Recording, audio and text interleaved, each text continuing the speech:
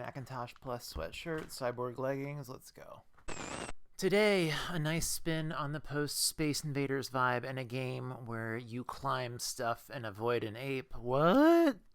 It's excite and it's growth. Growth and excite. Exciting excitement, electronic video games. Nichibutsu isn't really a household name, short for Nihon Busan or Nihon Bussy if you're like me and insufferable enough to make everything into a joke. Nichibutsu was formed in 1970 and shuttered in 2015, just after they sold everything to the almighty Hamster Corporation, who I will be continuing to applaud. Nichibutsu pushed arcade machines, they cloned Breakout, they cloned Exidy's Circus, they cloned Space Invaders, they cloned Space Invaders again, they cloned Galaxian, and then finally they hit it big by coming up with their own stuff, so let that be a lesson.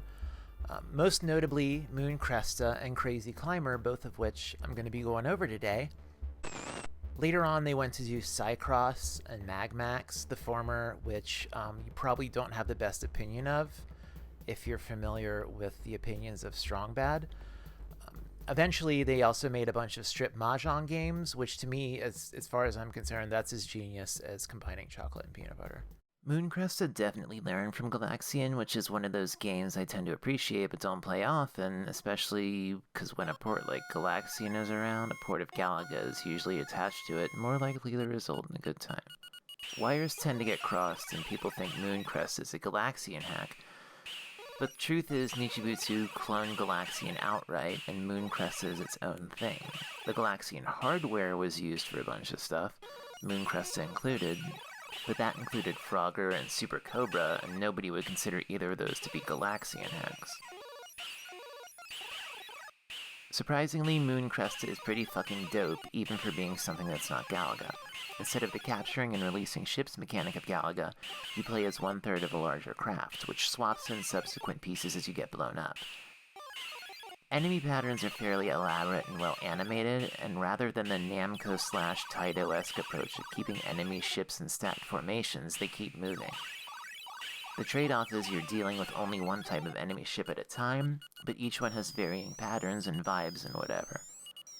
After you croak the first time, subsequent chunks of your larger ship have a double-wide beam, which comes in handy. Bonus rounds consist of trying to dock back up with your original ship, which is probably the game's biggest novelty. Once again, we're dealing with a game blessed with flip grip support, and curling up in the corner of the couch with this thing is a fine way to kill time. Judging by how short that segment was, you'd probably think I wasn't into it, but I was. It's just kind of tough to come up with something about another single-screen vertical shooter. Over the course of the late 70s and early 80s, there are probably more of those than there are records I've never released. Just know that this one's dope. A few months after Moon Cresta, Nichibutsu released Crazy Climber, which might be better known for its Atari 2600 port, but the arcade version is pretty fucking great, to be honest. It can't claim flip grip compatibility like Moon Cresta can, but that's because the original monitor was horizontal, so that wouldn't have made sense. You play as some rando who decided to climb a building, people drop potted plants on you on the way up, birds shit on you, and windows close on your fingers. There's even an ape that looks more like the kind of plush toy that can give you nightmares than a proper animal. Sometimes people are like, there was a Flyman craze in Japan, and I don't know if that's a true thing. I mean, did they do like the trampoline and Velcro thing on game shows back then too? Maybe that's what they meant, like the double dare ass shit. When people think of Crazy Climber, they tend to think of the controls. You work two joysticks, one for each of the arms of the building climbing character you play as. You have to physically mimic the movement of one hand reaching up and grasping and pulling, then the other, then back to the first. It's this somewhat precise, mechanical back and forth kind of movement that works well on the Switch in handheld mode. Things get pretty fraught pretty quickly, especially your first time through. Each arm can move in any direction. It gives you a larger range of movement, but if you shift either joystick horizontally in the slightest, your hand reaches out to another window laterally, and if that's not what you mean to do, you have to kind of take a second to stop and pull your hand back toward your body. It's weird. It kind of felt almost too awkward at first, but once you get used to the rhythm of the climbing motion, there's this weird psychological thing that happens where you're content with yourself, but still aware you're in danger, and it makes for a pretty fantastic game. In a way, it's like some twisted grandparent of something like Cyber Sled, even though they have nothing in common. Once you reach the top of a skyscraper, there's a moment where you have the opportunity to grab the landing skid of a helicopter for extra points. It causes you to really rush up the last couple of floors once it comes into view, and that too is another tiny little thrill.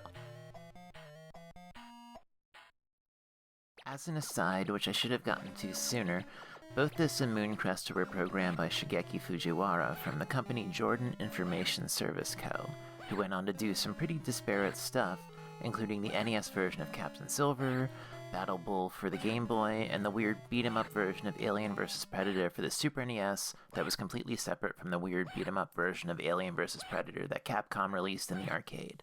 They also started and abandoned work on a dodgeball game for the Virtual Boy. Fujiwara himself was involved with several Bomberman games in the mid to late 90s. Anyway, Bandai was given some rights to release home versions in the form of a handheld, which also came out in France, as well as a bizarre card-based board game from 1981 that gives the skyscraper a name, Crazy Building. A year later, an Atari 2600 port was released on a fan club-only basis, although spare copies inevitably leaked into Crash-era clearance bins, and is now worth a hefty bit of money, especially as 2600 games go.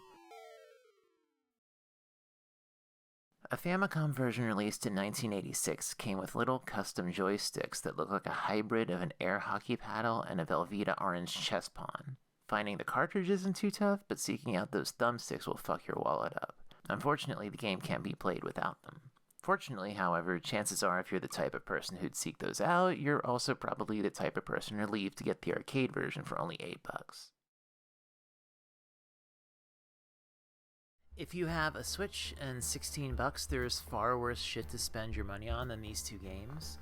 To be honest, I got Mario Maker 2 on sale and probably played that for a fraction of the time I played these two specifically. And hopefully that'll be the point of this series. If I don't point you in the right direction, I can at least steer you away from the shit that pissed me off. And I can't point you in the right direction unless you're the kind of person that subscribes to the channel. You see what I did there? Subscribing has been known to make your crush more attracted to you, so get on it and get it in. I will see you next week with more Electric Dots doing stuff on screens.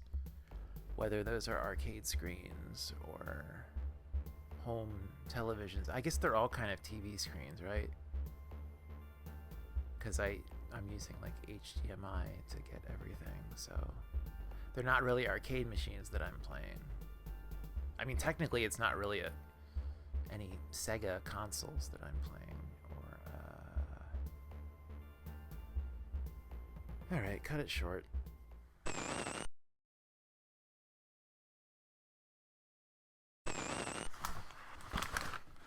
I feel like it's a sin if you get like Chipotle chips and they're not salted enough, because like they should hurt your mouth salted.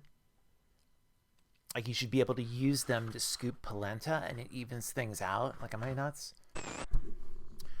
Judging by how... Oh my god. We did it again.